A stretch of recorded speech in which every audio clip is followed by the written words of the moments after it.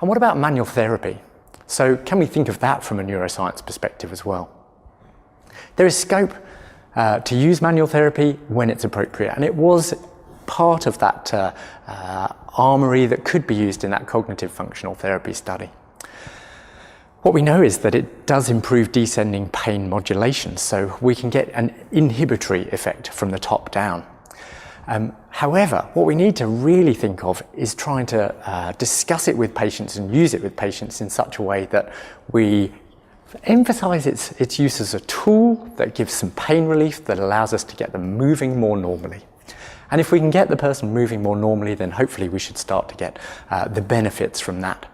If our balance within a treatment session is far too dominant in terms of the manual therapy and isn't sort of the right messages aren't given at the same time, then the patient potentially doesn't get that overall benefit by facilitating their normal movement and getting them back towards a more active approach.